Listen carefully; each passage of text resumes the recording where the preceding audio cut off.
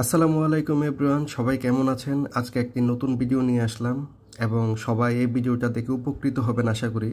এই যে আমার এই কবুতরের বাচ্চাটার বসন্ত হয়েছে। অনেকেই বলেন বসন্ত, অনেকেই অনেক কিছুই বলেন, কিন্তু আমার মনে হচ্ছে এটা হচ্ছে মশার কামড়। এই যে দেখুন পিছনের অবস্থা, সামনের অবস্থা, পুরো শরীরে মানে গোটা উঠে ভরে গেছে। তো আমি আর না পেরে একটা ফার্মেসিতে গেলাম, ওইখান থেকে যে এটা নিলাম হাউসকিপার হার্বাল পোলট্রি যে ওষুধটা। এটা অনেক কার্যকরী, অনেক কার্যকরী কেন, এটার স্মেলটা যখন আপনি নেবেন দেখবেন যে একদম মানে ঝাঁঝালো একটা স্মেল।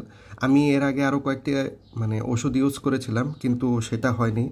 তো উল্টো আরও আমার অনেকগুলো বাচ্চাও মারা গেছে।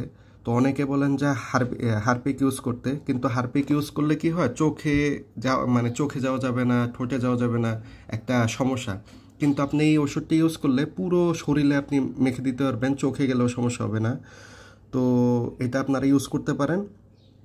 আর রোদে রাখবেন, এই ওষুধটা দেওয়ার সাথে সাথেই মানে আবার খোপে রাখলে একটু সমস্যা হবে।